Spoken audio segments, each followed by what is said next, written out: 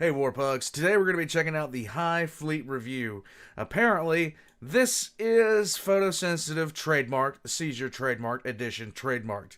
So, this is done by SsethTzeentach. Now, I have been told multiple times to check out this one in particular. I don't know why yet. I'm pretty sure it's going to be self-evident pretty soon. I'm going to try to turn this off and see if a little bit lower. There we go. Okay, so that's not that bad. My phone is dead. No mood lighting tonight. It is what it is. You guys will forgive me. I know. You guys are a kind-hearted bunch. Hit the like button if you haven't already. Guys, we're going to jump right into this. Let's have some fun. Let's watch some SsethTzeentach. And let's learn about Highfleet. Here we go. I'm serious. You have about 3 seconds.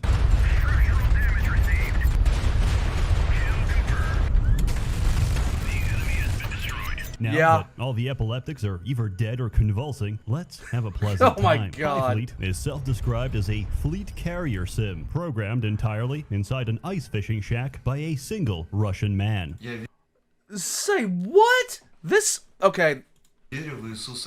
Personally, I describe it as an immersive trauma sim because the hardest part isn't the combat. It's staying calm when all your senses are drowned out by the scream of gunfire. The game takes place on the fictional desert planet of Kazakhstan. After a messy political revolution, rebel forces have taken over. You play as Grand Duke Mark Sayati-Solemsky, who is tasked by the Russian Emperor himself, Vladimir Vladimirovich Putin, to restore order. Unfortunately, our forces to the south got glassed by thermonuclear warheads. This usually causes an issue.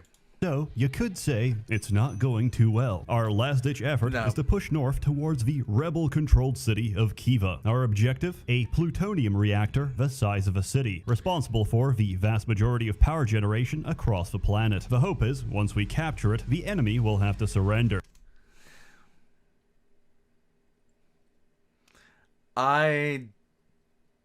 The amusement of this...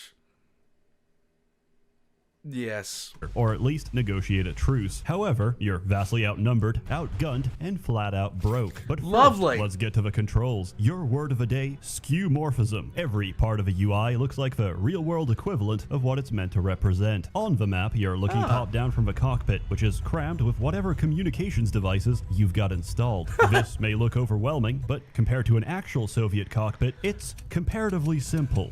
Where's the GPS device?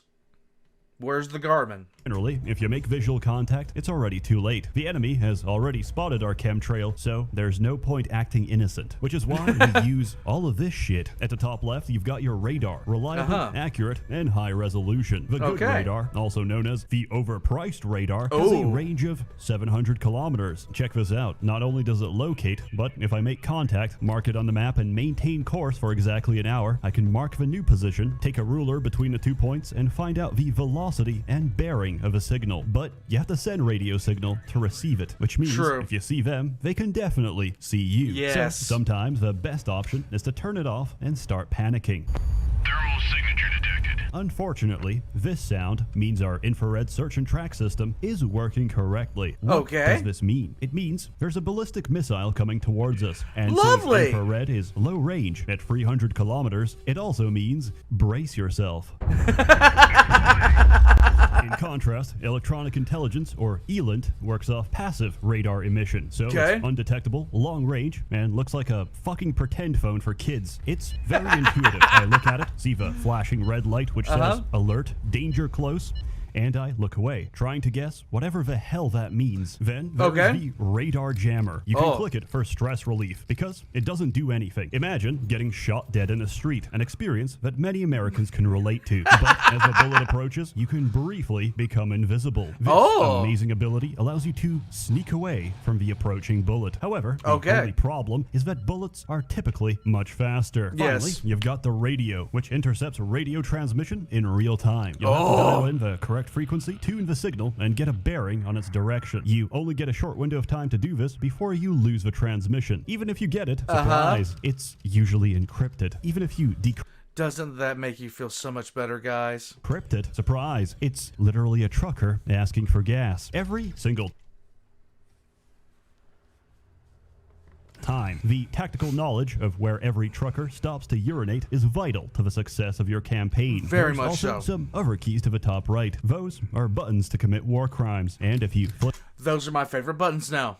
the switch, you can control the number of atrocities you'd like to commit. Finally, Let's go. I can actually talk about the game. In this game, modern warfare has done away with tanks and aviation. Instead, we fly gigantic 30,000-ton blocks of steel, which guzzle 2,000 cubic tons of pressurized methane every 1,000 kilometers, with a carbon emission rating between who cares and it's probably gonna get warmer. Every ship is unique and complementary to the rest of your fleet, which you pick at the start of a campaign. Every ship piece is modular, which can be swapped out and modified as you see fit. There's no safety or hand-holding, so by all means, detach the bridge from your flagship, tumble to your death, and lose the game. But if you can resist the urge of destroying or selling your flagship, we should get moving, because it's only a matter of time before some Soviet babushka alerts the authorities. So start your engines and pick a destination. Whatever your choice, expect heavy resistance. To make matters more complicated, you can't just send your flagship, because it's a fat, heavy piece of shit that tops out at 90 kilometers an hour. Why is this an issue? Because the enemy will spot us, raise the alarm, and send every strike fleet to our location. That's lovely. If you start hearing this music, you're already dead, which is why I usually just dismantle my flagship into a 2x2 cardboard box and fly it into the desert. I can't lose if I can't be found. So instead, we send a strike group ahead of the main fleet to kill everyone before they can scream for help. Combat is very simple. You take your diazepam, stare at the drywall for 10 minutes, and return to the PC. Then watch as you get locked on by 3 different ships. It's a trial by fire, but eventually you'll get the hang of it. Typically, you fill your magazine, unload on the enemy, and try to live long enough to reload. And yes, you always fight 1v3. Get used to it. And yes, depending on the weather and time of day, you're going to see a lot of rain. I love that. You know, nothing like a whole bunch of rain on the screen to really screw up my aim, everything else like that. Even though I already suck at FPS games and games like this, it always helps to have just a little bit more to add to the suck. You're not going to see much else. Think of every ship in this game as a crab. Punch through its exoskeleton, and there's nothing but soft, tender flesh. The slightest crack in its armor, the slightest puncture in its crusty, and you'll devour the whole Why? thing. There's a structural diagram of whatever ship you're targeting on the bottom right. You can use this to figure out the weak points of any high-altitude crustacean. Fun fact, pressurized methane is very explosive. Locate their fuel tanks, set them on fire, and the chain reaction will usually blow the whole ship. Do you need to know anything else? No. Is there long-term health consequences to flying a ship that knocks out the pilot each time I make a turn? Yeah, probably. But afterwards, there's a lot of burning debris and human bodies that you have to mop up before we can properly land. You're on a limited timer and you can't save everything or everyone because the game will automatically try to save crew members trapped inside the debris. However, those aren't mine. I should know because I don't build evac pods on my ships. Think about it. The Titanic would have never crashed if it had no life vessels. If the passengers had no option for retreat, they'd plug the hole with their bloated carcasses and save the day.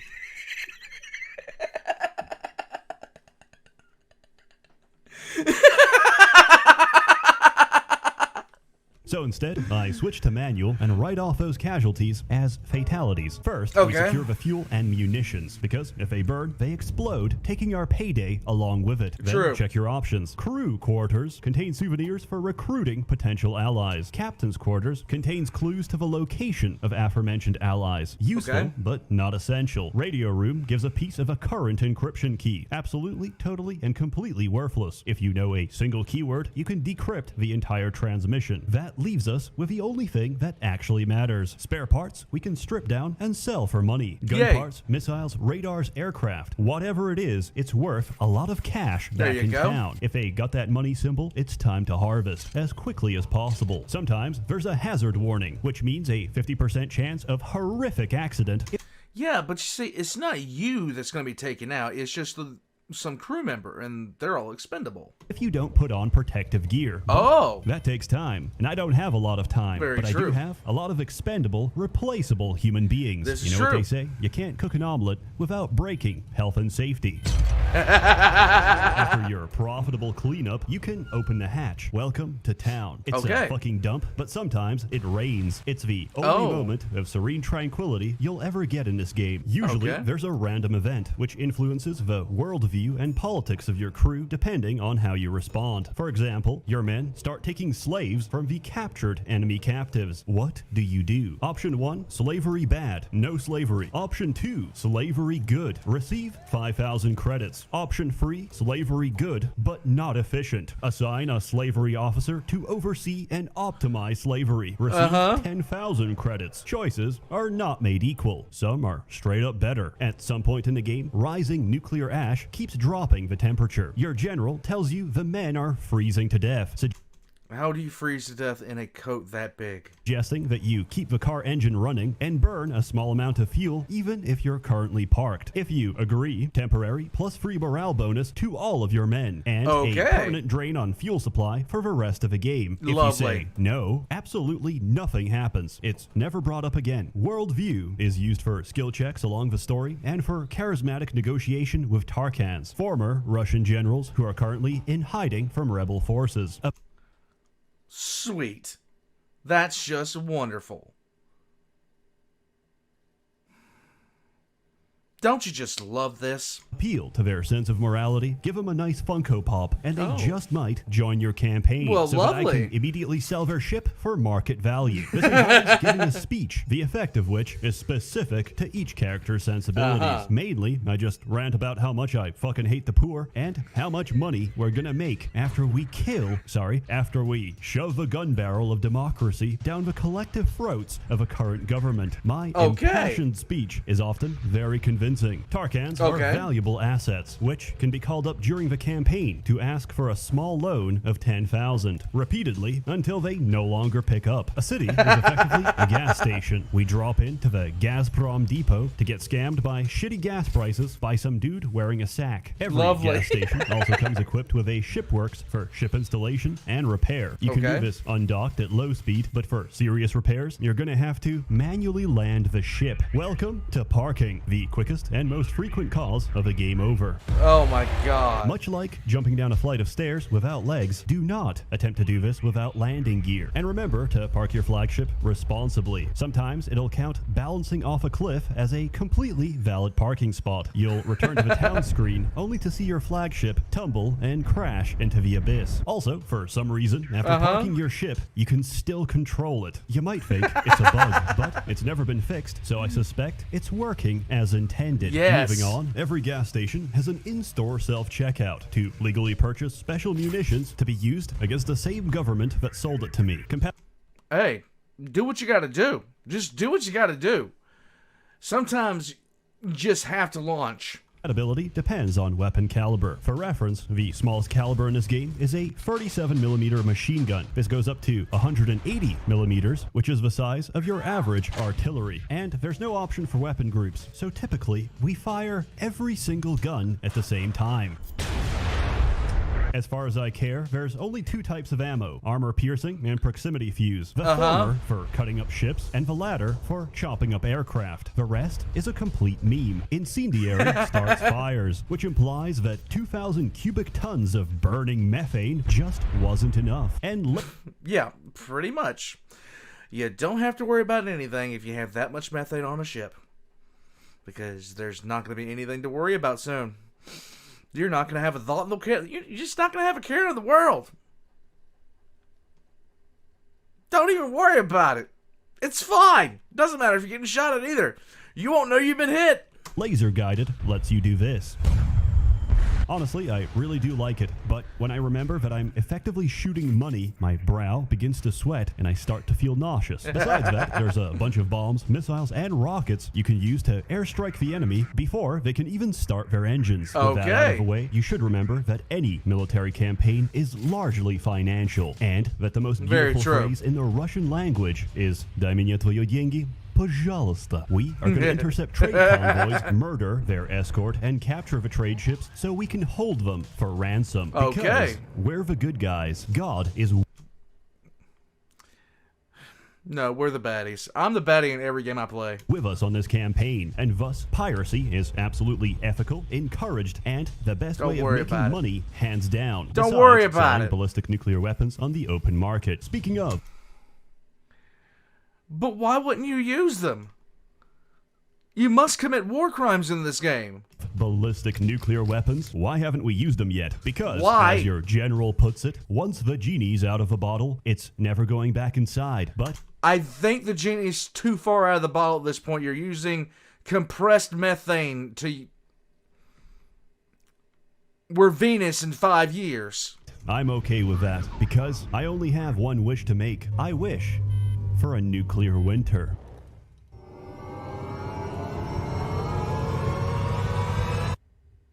Lovely. There we go. The death of one is a tragedy, but the death of millions is a good start. Oof. However, in retrospect, this wasn't the best idea. You see, we didn't use them because we couldn't. We didn't use them because they have more than us. Considerably more. And right now, they're heading towards us. So, word of advice, they won't touch the button as long as you don't. You can start the nuclear war, but they're going to finish it.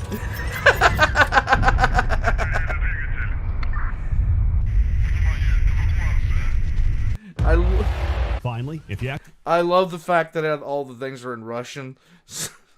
actually want to win the game, pre-built ships aren't good enough. You have to make your own. You do this by clicking Shipworks in the main menu. Okay. Unfortunately, the latest patch has removed the background sound effects because somebody kept complaining. Luckily, I still have my old copy, so I can still tune in to the soothing ASMR of a Middle Eastern repair shop. Here's some of the projects I made after stealing and taking credit for them from a friend. The block, the brick, the cock and ball accelerator, which generates torque directly from the phallus, the box, the Death Star of David. What? Work in progress, the windmill of friendship, footage missing, the fly swatter, also known as the make shit crash, because enemies will desperately try to avoid mid-air collision, which instead makes them crash into the ground. The when you run out of ammo, you become the ammo. The why did I make this? And many more. Eventually, I realized that armor plates are functionally no different to reinforced hull pieces, except they weigh 3 times as much. So I made this abomination. It can take out every strike fleet in the game back to back with no breaks. Oh I can my literally God. sit in the first town, wait until Grandma calls the Gestapo, and watch as the entire rebel military explode in front of me. I love this game, which brings me to my main critique. There's not enough, and I want more. It's like a slice of cake that I want, but I can't have, because I can't legally imprison the developer until he bakes the aforementioned cake, unless I somehow invite him over on false pretenses, burn his passport, and cuff him to the work table. I'm pretty sure Seth hasn't thought about that at all. Hypothetically, of course. Yes. Also, if you're worried about epilepsy, just know that modern copies of the game have been sanitized for your delicate eyes. You can set your preference in the options menu. Thanks to all the seizure complaints, Glitch High is now just a bunch of fuzzy lines. But on release, Glitch High was the equivalent of burning out your cornea with a radioactive lens flare. It was actually even funnier because the options used to be flipped. So you'd set it to Glitch Low, which would actually be Glitch High. And very soon, both your retinas would cease to function and die. If you're interested, you can grab a copy on Steam, or you can physically steal it by cutting the fiberglass cables outside your house and intercepting the individual packets of light. As always,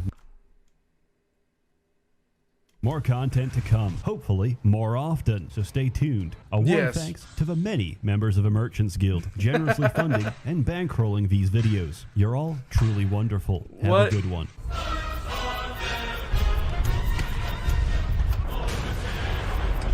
Yes.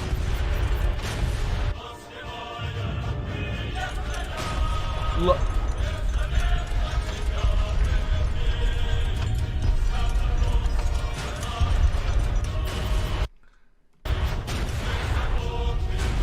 Yes, continue the launching.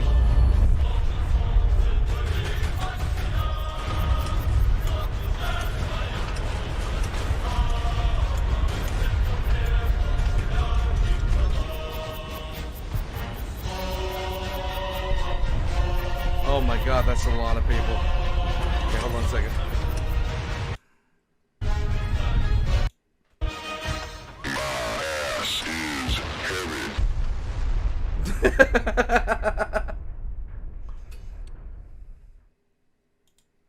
Okay. I always there's certain games I really enjoy. Mountain Blade is one of my favorite games of all time, simply because you can recruit an army and you can literally have an army. Now I gotta download Mountain Blade 2. Now I gotta have a playthrough of Mountain Blade 2. Ah, God, that's what's gonna be on stream tomorrow night. So yeah, tune in tomorrow for on Twitch. I'm gonna be doing Mountain Blade 2. Well, tonight technically, on Mountain Blade 2. I'm gonna go ahead and download that game because God, this made me want to play it again.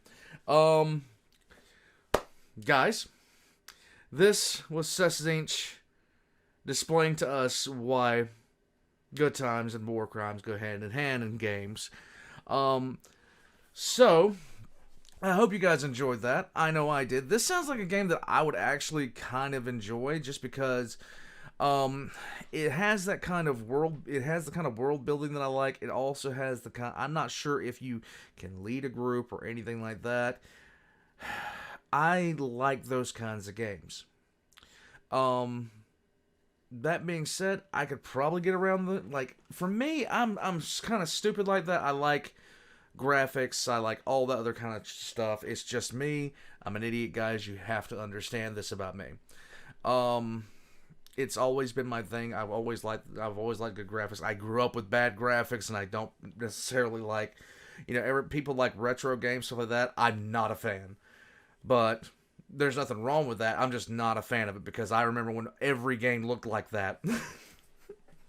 All that being said, guys, leave a like down in the comment section. Check the description down below for SsethTzeentach links.